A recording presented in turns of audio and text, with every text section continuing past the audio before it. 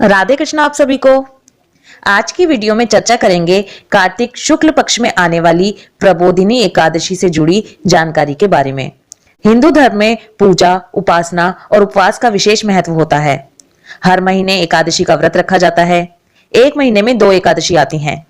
कार्तिक महीने के शुक्ल पक्ष की एकादशी को देव उत्थान, प्रबोधिनी और देव उठनी एकादशी के नाम से जाना जाता है। ये साल की सबसे बड़ी एकादशी होती है। इस एकादशी का व्रत सभी को करना चाहिए। जो एकादशी का व्रत नहीं भी करते उन्हें भी ये वाला व्रत करना चाहिए।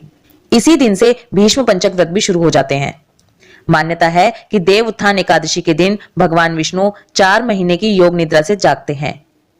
मान्यताओं के अनुसार आषाढ़ शुक्ल पक्ष की एकादशी तिथि पर भगवान विष्णु 4 महीने के लिए क्षीर सागर में निद्रा करते हैं। वो आती है ना देवशयनी एकादशी, तब से इन 4 महीनों को ही चातुर्मास्य कहा जाता है।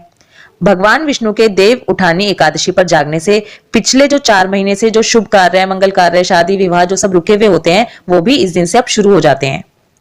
इसी दिन भगवान शिव की प्राचीन नगरी वाराणसी में देव दिवाली भी मनाई जाती है। इसी दिन तुलसा जी और शालिग्राम जी के विवाह का भी आयोजन किया जाता है।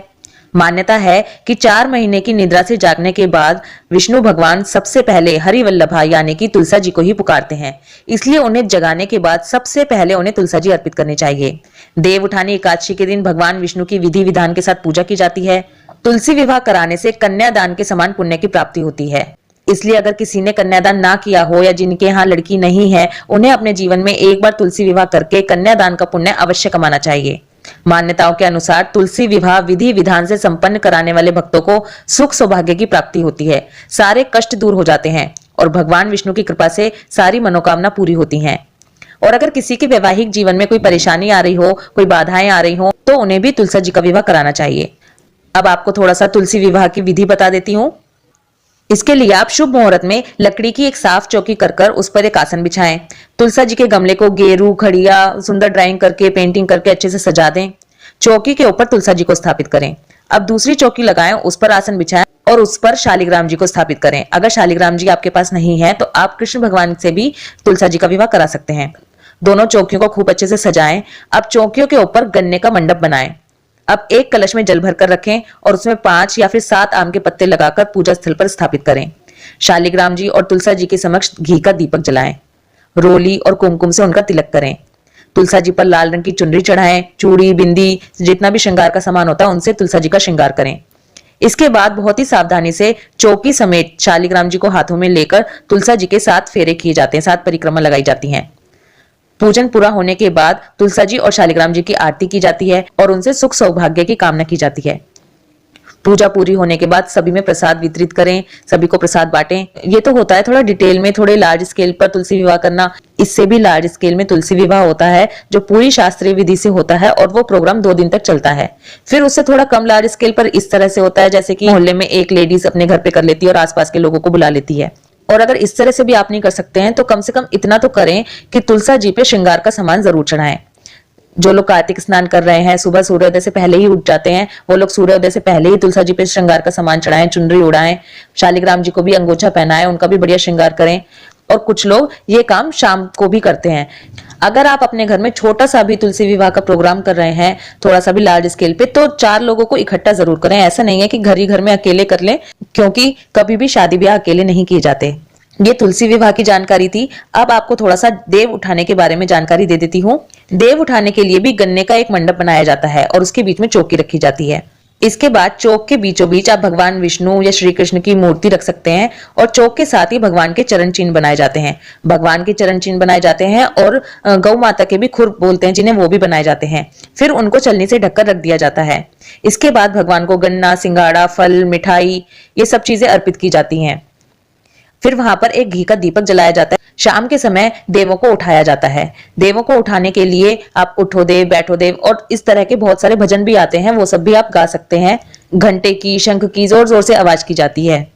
बाकी जो देव उठाने का काम होता है वो सबके अलग अलग रीति के हिसाब से, अपने घर परिवार के रीति रिवाजों के हिसाब से थोड़ा डिफरेंट हो सकता है। क्योंकि ये साल की सबसे बड़ी एकादशी है। इस दिन पूरा दिन एक त्योहार की तरह से रहता है, क्योंकि इसी दिन देव भी उठाए जाते हैं, इसी दिन तुलसा जी का विवाह भी किया जाता है। और एकादशी तो खुद ही अपने आप में एक बड़ा दिन होता है, जिस दिन थोड़ी सी बड़े स्केल पे पूजा की जाती है। पूजा में अगर डेली हमको आधा घंटा लगता है तो एकादशी वाले दिन 1 घंटा लगता है। इसलिए ये दिन आपका बिजी रहने वाला है पूजा में, इसलिए इस दिन की तैयारियां पहले से ही कर रखें। खाटू श्याम जी में बड़ा महोत्सव होगा, क्योंकि प्रबोधिनी एकादशी के दिन ही खाटू श्याम बाबा का जन्मोत्सव मनाया जाता है। अब पूजा विधि की बात कर लेते हैं। जैसा कि हमारे एकादशी की वीडियो में बात करते हैं, जो लोग एकादशी का व्रत नहीं भी करते उन्हें भी एकादशी व्रत के नियमों का पालन करना चाहिए। एकादशी व्रत की कथा सुननी चाहिए, आरती करनी चाहिए। और देव उठानी एकादशी, जैसा कि हमने पहले भी बात की, साल की सबसे बड़ी एकादशी होती है। इसलिए इस एकादशी को तो ऐसे ही बिल्कुल भी ना जाने दें। अगर आप व्रत इसलिए नहीं रखते हैं कि आपसे ज्यादा भूखा नहीं रहा जाता, आप दिन में 3-4 बार फलहार ले सकते हैं, लेकिन कोशिश करें कि इस दिन अन्न ना खाएं। शास्त्रों के हिसाब से देव उठनी एकादशी का व्रत निराहार रहकर किया जाता है, लेकिन आप निराहार नहीं रह सकते तो एक टाइम फलाहार कर सकते हैं।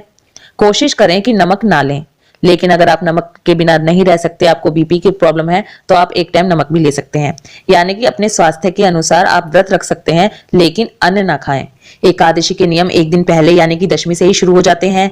दशमी को रात में भोजन नहीं करना चाहिए और रात को ही ब्रश वगैरह करके सोना चाहिए, जिससे कि अन्न का कोई भी दाना आपके मुंह में ना रहे। ब्रह्मचर्य का पालन करना चाहिए। एकादशी के दिन सुबह जल्दी उठकर पानी में गंगा जल मिलाकर और तिल मिलाकर स्नान करेंगे। पूरे घर में गंगा जल के छींटे लगाएंगे। अपने लड्डू गोपाल, शालिग्राम जी, जो भी सेवित शिव विग्रह आपके पास हैं, उनको बढ़िया पंचामृत से स्नान कराएंगे। उनका सुंदर श्रृंगार करेंगे। भगवान विष्णु के सामने अपने हाथ में जल, अक्षत, द्रव्य लेकर एकादशी व्रत का संकल्प करें। भगवान विष्णु के साथ साथ ही तुलसा जी का भी पूजन करेंगे। एकादशी के दिन तुलसा जी को जल अर्पित नहीं किया जाता, लेकिन उनकी पूजा अर्चना, धूप दीप सब की जाती है। सुपारी, लौंग, धूप दीप से पूजा करें। पंचामृत, मिठाई और फलों का भोग लगाएं। जो लोग इस दिन से भीष्म पंचक व्रत शुरू करेंगे, वो एकादशी व्रत के साथ साथ भीष्म पंचक व्रत का भी संकल्प लेंगे। देव उठानी एकादशी के दिन सुबह के टाइम भी पूजा की जाती है और शाम के टाइम भी पूजा की जाती है। तुलसा जी को श्रृंगार आप सुबह और शाम किसी भी टाइम चढ़ा सकते हैं। मैं पर्सनली बताऊं आपको तो मेरा मानना यह है कि सुबह ही तुलसा जी को श्रृंगार चढ़ा देना चाहिए, ताकि उस दिन तुलसी विवाह है तो पूरा दिन तुलसा जी सजी हुई दिखनी चाहिए। इसके बाद व्रत कथा सुने, एकादशी माता की आरती करें, विष्णु सहस्त्रनाम का पाठ करें। ओम नमो भगवते वासुदेवाय नमः, इस मंत्र का जाप पूरा दिन करते रहें। एकादशी व्रत के दिन ना ही क्रोध करें, ना ही झूठ बोलें, ना ही कोई छल कपट करें। इसी के साथ आपको एक इंपॉर्टेंट बात भी बता दूं कि देव उठानी एकादशी के दिन तुलसा जी के सामने 108 बत्तियों का दीपक जलाया जाता है। ये आप सुबह भी जला सकते हैं और शाम को भी जला सकते हैं। और तुलसा जी की 108 परिक्रमा भी की जाती हैं। ये दिन बहुत ही शुभ होता है, इसलिए इस दिन शाम के समय तुलसा जी के पास और घर के बाहर भी दीपक जरूर जलाएं। अपनी श्रद्धा और सामर्थ्य के अनुसार थोड़ा दान पुण्य जरूर करें। देव उठानी एकादशी के दिन रात्रि जागरण का बहुत अधिक महत्व होता है। वैसे तो हम हर एकादशी पर ही कहते हैं रात्रि जागरण का महत्व होता है, लेकिन देव उठानी एकादशी पर तो इसका महत्व बहुत अधिक बढ़ जाता है। इसलिए अगर पॉसिबल हो तो रात्रि जागरण जरूर करें। व्रत के अगले दिन यानी कि द्वादशी को ब्राह्मण को खाना दक्षिणा सहित देकर उसके बाद ही अपने व्रत का पारण करें। ये क्योंकि कार्तिक द्वादशी है, तो कार्तिक द्वादशी के दिन ध्वजारोपण का भी बहुत अधिक महत्व है। भगवान के मंदिर में जाकर ध्वजारोपण किया जाता है। आई होप इस वीडियो में दी गई जानकारी आपके लिए हेल्पफुल होगी। देव उठाने, तुलसी विवाह और खुद देव उठनी एकादशी व्रत से रिलेटेड सारी बातें आपको क्लियर हो गई होंगी। इसके अलावा भी कोई भी क्वेश्चन या सजेशन आपके पास हो तो प्लीज कमेंट करें। वीडियो पसंद आए तो वीडियो को लाइक जरूर करें। वीडियो को शेयर करते रहें ताकि ये जानकारी सब लोगों तक पहुंच सके। राधे कृष्णा।